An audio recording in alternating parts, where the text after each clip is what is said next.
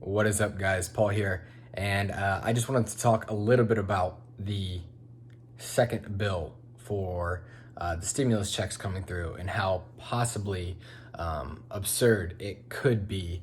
And I just wanted to share a little bit of my thoughts on this. So, if you pay attention to your finances at all, this potentially could be a video that would be worth your time to listen to for consideration purposes. So, the first thing I want to talk about is no money's free. Okay, so our whole economic machine is based off debt. The more we issue, every time we issue money, we're issuing debt. The thing about debt is that it is the reason why you even keep track of it in the first place. It is that it is assumed that you're going to repay it. This is why you have a mortgage. This is why you have a car payment. This is why you have student loan payments. All these debts you put your name to, you're saying, I will repay said amount. So with the government, anytime that they're doing their balance sheets with the Fed, really, they're saying, hey, our national debt is this. And again, it is assumed to be repaid.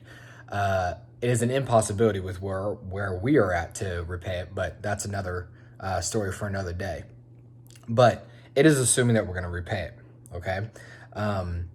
So that's the first thing. Debt is assumed to be repaid. Now, what's one of the ways that government tells us that they're going to pay for the debt? Well, one of the ways, of course, at least this happened in the old days, was through taxation.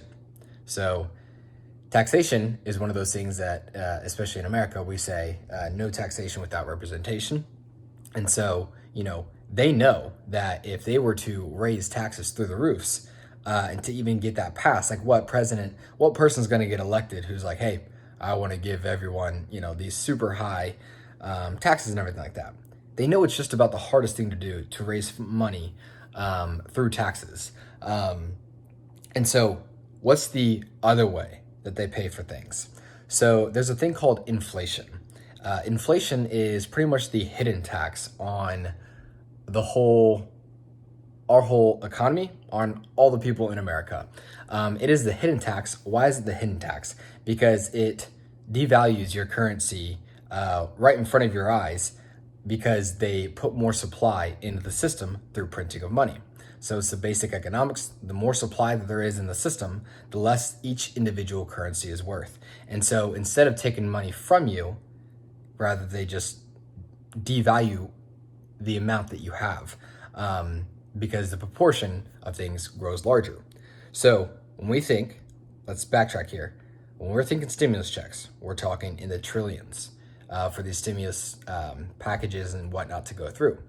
Debt is assumed to be repaid. In the old days, the biggest way they did this was through taxation. One of the biggest things in America is no taxation without representation. And so they know they have to be public about these things and, talk about that. They also know, being savvy politicians, no one's going to elect them if they're like, hey, we want to raise taxes through the roof. So they do this thing called inflation. And inflation happens the more they print money. The more the Federal Reserve prints money, which puts debt, puts the debt in the system. It's a debt-based system. And so a lot of money goes in the system, and it's through inflation that each of your individual currencies, the money, the dollars that we have, get devalued. So if you have 10,000 in the bank, that 10,000 is now worth 9,500, 9,600, 9,700, whatever it is. It tends to average out at about 2% inflation a year.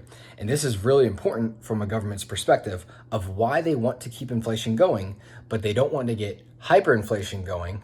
That can be bad, which is rapid inflation. Or they don't want to get deflation going because that now means the debt is harder to pay because the individual dollars are now worth more. And so it's harder to pay. So if you have the debt of $10,000 and inflation comes and now you're getting paid more because you have to be compensated for what you were previously paid with, but through the rise of the economy, everything is rising in prices. So now your $10,000 is a lot less to pay off because now you're getting paid more because of inflation. But when deflation happens, your $10,000 now becomes, in essence, like $10,500 or $10,400. It's harder to pay off because there's not much as much in the system, so each of the individual dollars are worth more. And so that's the kind of thing that happens with inflation and deflation. So again, this is what governments try to do with keeping a constant around 2% inflation per year, making things easier to pay off, keeps things stimulated and whatnot. So what happens with this inflation process, and what you will see happen with this inflation process, is everyone's assets are going to soar, okay? Especially when this becomes, especially when this gets into hyperinflation. Everyone's assets soar. And so from a social perspective, most people, one, they like free money. I'll put that in quotes, free. And two, they only see good coming out of this. So this is like a kid in a candy shop. One, they're told that they're going to go to a candy shop, so they're already excited. But then two, they get to eat the candy, and it's an instantaneous gratification. And so they just want more candy. And so with that, what does the kid not realize? That one, he's going to feel awful afterwards. But two, he's going to crash. He's going to absolutely crash afterwards. And so socially, most people, this is where they go. Even business people, this is where they go. They're saying, okay, free money. Okay, cool. Got it. Free money. And now, not only that, you're going to tell me my assets are going to be raised in value? This is amazing. Wow, my home just went up to this price. My stocks just went up to this price. This is insane. Well, the thing is, what people don't realize is that that means each of the dollars that they have less and less buying value. Okay? As less and less buying power, the more inflation occurs. And so it's almost like a false reality. And it's a false reality before the crash comes. And that's a really, really important thing to note, because a lot of this stuff in the very beginning, it's almost addictive to people. And they don't realize the bigger picture of what's going on when all this stuff happens. So one of the things to consider, and I'm not saying we're even there yet. I'm not saying we're even there yet in terms of hyperinflation or any of that stuff going on. But if you've been tracking with me thus far, something to consider. I like insurance, okay? I'm currently involved in insurance. I like a lot of the ideas behind insurance when it comes to hedging risks.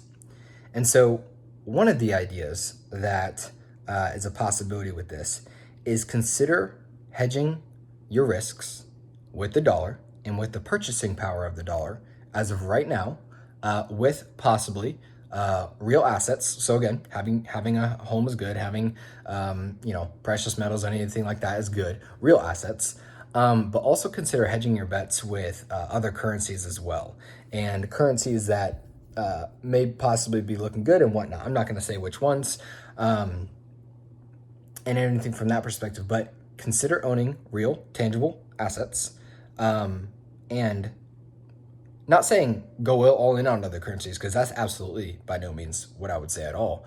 But consider looking at other currencies as well to hedge your risks if something were to possibly happen where trust gets lost in the dollar.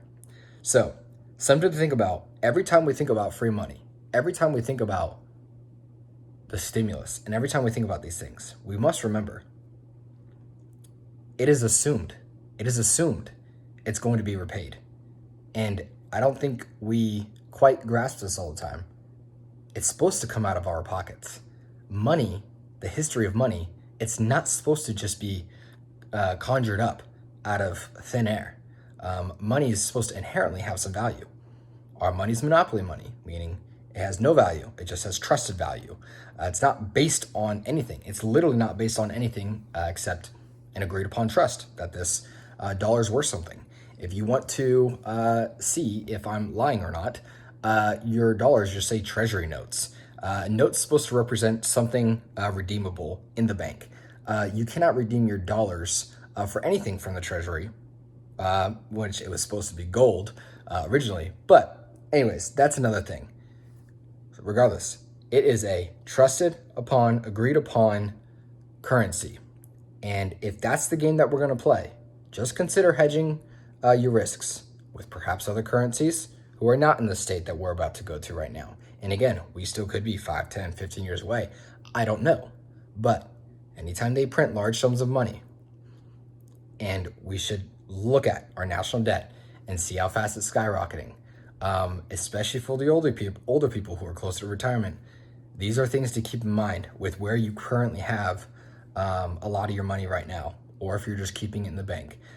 So I'll try to come out with a few of these videos as well, because I feel like I have some more thoughts on all this, but I just see a lot of people talking about this stuff. So figured I'd drop my 2 cents.